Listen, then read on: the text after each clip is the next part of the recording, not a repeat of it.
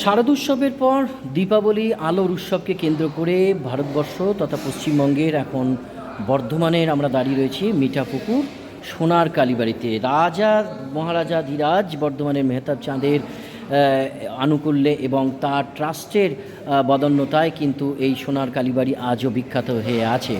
এই সোনার কালীবাড়ি তার ইতিহাস যদি ধরতে হয় সেটা অনেক গভীর। এখানে আমরা দেখতে পাচ্ছি পুজোর আগে সকালবেলায় মন্দির প্রাঙ্গণে ভক্তরা আসছেন, তারা নিজের যে মানসিক যে চাওয়া পাওয়া সেগুলো তারা ভাবছেন, সবার মঙ্গল কামনা চলছে।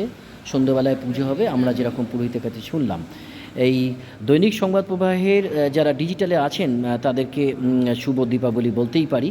আর তার সঙ্গে সঙ্গে এটা বলবো যে বিভিন্ন প্রাচীন মন্দিরের সঙ্গে যদি তুলনা করা হয় তাহলে বর্ধমানের রাজ পরিবারের এই যে মন্দির সোনার কালীবাড়ি, সেই মন্দির কিন্তু এখনও দাঁড়িয়ে আছে। তার প্রতিটি জায়গায় দেওয়ালে কিন্তু যেন একটা ইতিহাসের হাতছানি।